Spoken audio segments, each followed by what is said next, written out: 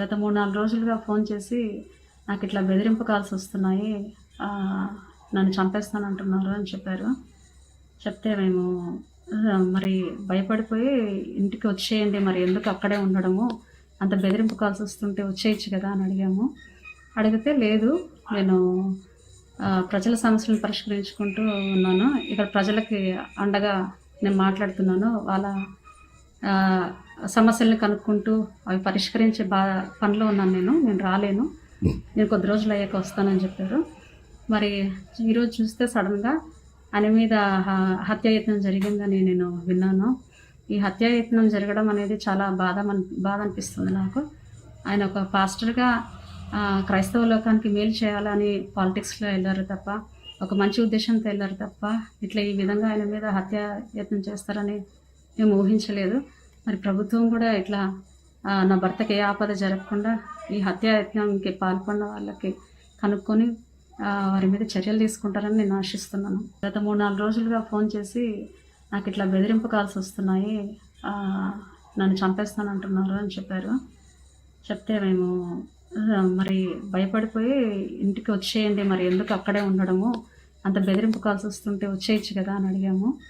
అడిగితే లేదు, నేను ప్రజల సమస్యలను పరిష్కరించుకుంటూ ఉన్నాను. ఇక్కడ ప్రజలకి అండగా నేను మాట్లాడుతున్నాను. వాళ్ళ సమస్యల్ని కనుక్కుంటూ అవి పరిష్కరించే పనిలో ఉన్నాను. నేను రాలేను, నేను కొద్ది రోజులు అయ్యాక వస్తానని చెప్పారు.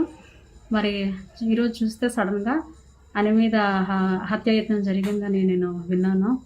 ఈ హత్యాయత్నం జరగడం అనేది చాలా బాధ అనిపిస్తుంది నాకు. ఆయన ఒక పాస్టర్గా క్రైస్తవ లోకానికి మేలు చేయాలని పాలిటిక్స్లో వెళ్ళారు తప్ప, ఒక మంచి ఉద్దేశంతో వెళ్ళారు తప్ప, ఇట్లా ఈ విధంగా ఆయన మీద హత్యాయత్నం చేస్తారని మేము ఊహించలేదు.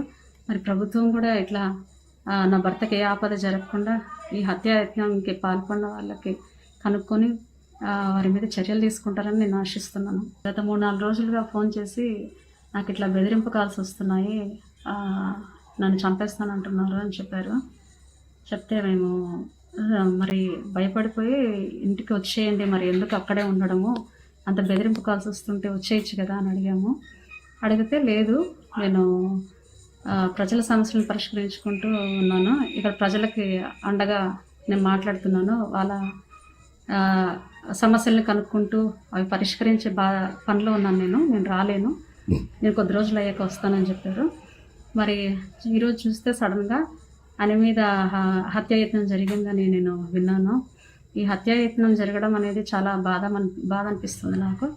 ఆయన ఒక పాస్టర్గా క్రైస్తవ లోకానికి మేలు చేయాలని పాలిటిక్స్లో వెళ్ళారు తప్ప, ఒక మంచి ఉద్దేశంతో వెళ్ళారు తప్ప, ఇట్లా ఈ విధంగా ఆయన మీద హత్యాయత్నం చేస్తారని మేము ఊహించలేదు. మరి ప్రభుత్వం కూడా ఇట్లా నా భర్తకి ఏ ఆపద జరగకుండా ఈ హత్యాయత్నంకి పాల్పడిన వాళ్ళకి కనుక్కొని వారి మీద చర్యలు తీసుకుంటారని నేను ఆశిస్తున్నాను.